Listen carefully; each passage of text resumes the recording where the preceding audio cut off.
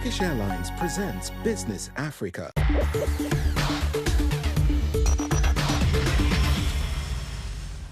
Welcome to another edition of Business Africa. I'm your host, Afolake Oyiloye. The top stories this week. EU invests 40 million euros in Douala and N'Djamena trade corridor as it moves from donor to investor in Africa. Nigeria cracks down on Facebook over tax evasion as Uganda and other African nations target revenue from big tech. How far can a 1 billion CFA franc credit line go in addressing a financing gap for women-led SMEs in Togo? We'll find out from this edition. The European Union is deepening its economic partnership with Africa by investing over 40 million euros to modernize the Douala and N'Djamena corridor, a vital trade artery between Cameroon and Chad. Have a look. The European Union has mobilised more than 40 million euros to modernise and rehabilitate the critical Douala and N'Djamena corridor, a vital trade route linking Cameroon and Chad in Central Africa. Among the key projects under this initiative are the rehabilitation of the Lagoni River Bridge, located between Yagua and Bongo, improvement of adjacent road infrastructure, enhancement of border post operations, and bolstering resilience against climate-related impacts. In a related development, the European Commission announced a €291 million guarantee programme with the International Finance Corporation aimed at de-risking private sector projects in Africa, Asia, Latin America and the EU's neighbourhood. Combined, these projects under the EU's flagship Global Gateway initiative reflect its commitment to evolve from a donor-recipient relationship with the African continent, demonstrated through investment in strategic trade corridors, including ports, roads, bridges and other multimodal transport systems. The commitment also extends to non-infrastructure aspects like technical education and training, regulatory strengthening and climate change mitigation.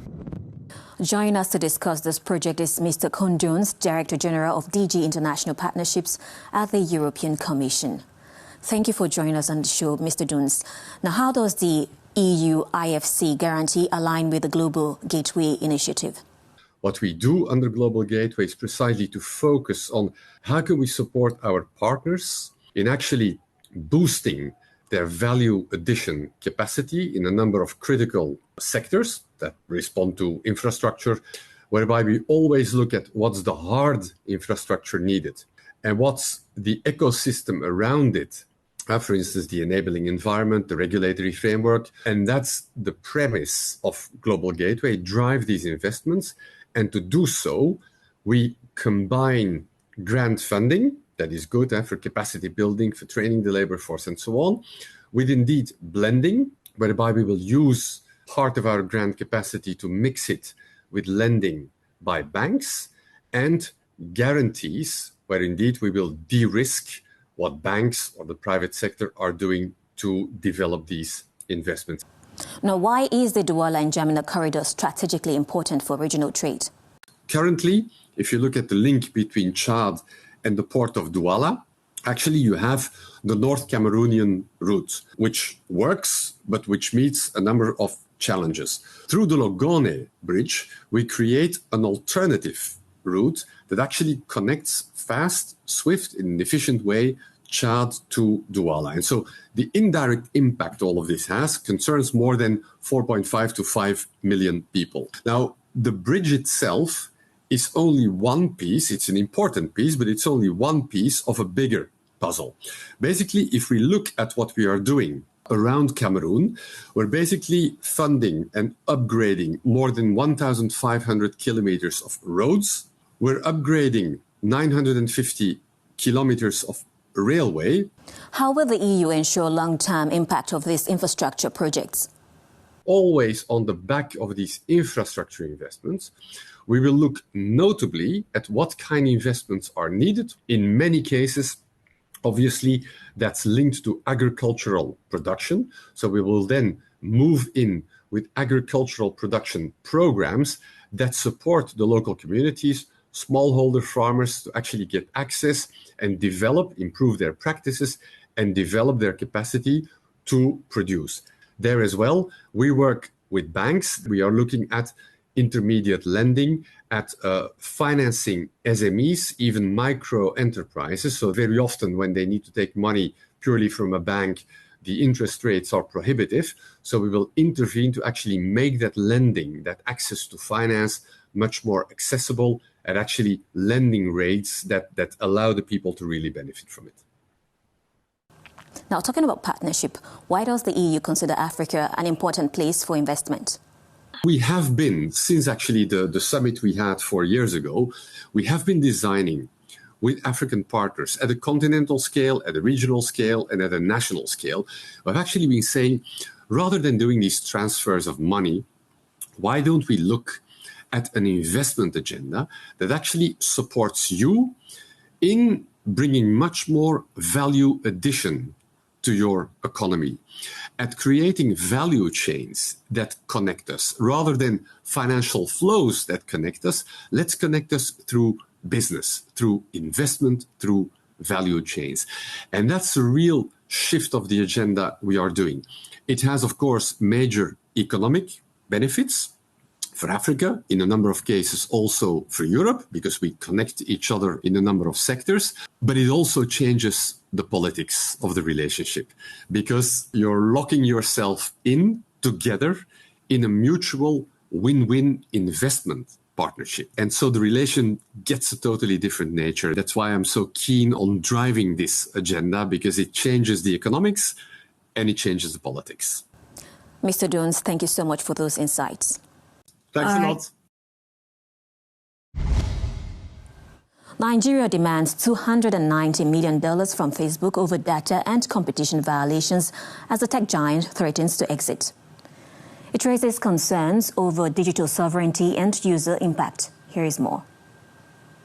Nigeria has become the latest African country to seek tax revenue from social networking sites, particularly Facebook. Africa's biggest economy accuses Facebook of violating several laws, including anti-competitive practices, unapproved advertising and data privacy. Meta, the parent company that runs Facebook, has up to the end of June to pay fines of up to $290 million. The American tech company challenged the fines in court and lost. It is now threatening to withdraw its flagship Facebook and Instagram from the Nigerian market. I spend several hours on Facebook and the platform makes significant profits, especially in Nigeria. So I don't think it's a big deal for the government to demand taxes. A lot of small-scale entrepreneurs rely on Facebook to run their business and support their families. Without Facebook, many could lose their livelihoods. So the government should carefully reconsider its demands from Facebook. Although critics argue that social media taxes are used by governments to silence dissenting voices, expert Dr. Alex Kamau says it is important to distinguish between taxes on revenue rather than usage of platforms. We are talking about the person who is generating any revenue by use of social media platform. That revenue is the one that should be taxed. And therefore, unless it is a blanket tax for usage, then there we would say that any country that has come up with such a tax policy is infringing the human rights and freedom of expression and association. Other countries like Uganda and Zambia have also implemented different strategies aimed at taxing the revenue that big technology companies like Facebook and Netflix make in their countries, while being domiciled outside their borders.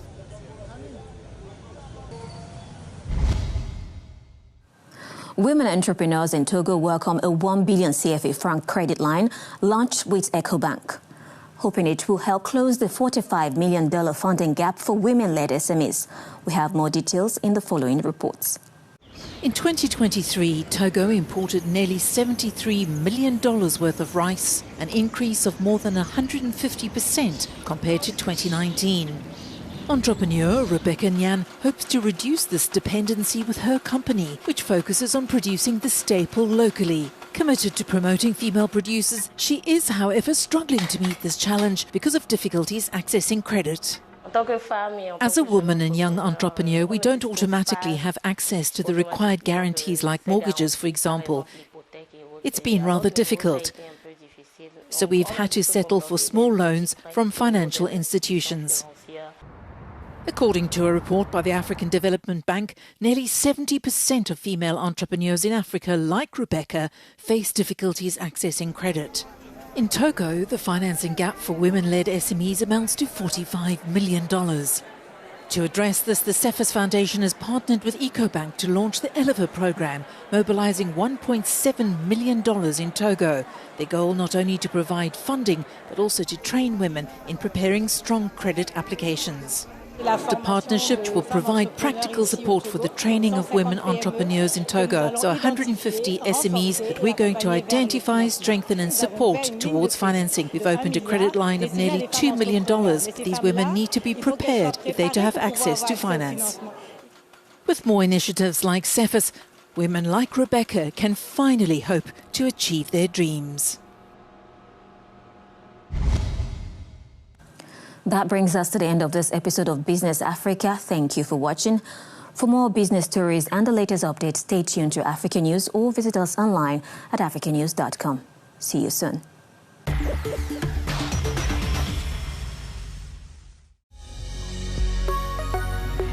Business Africa was presented by Turkish Airlines.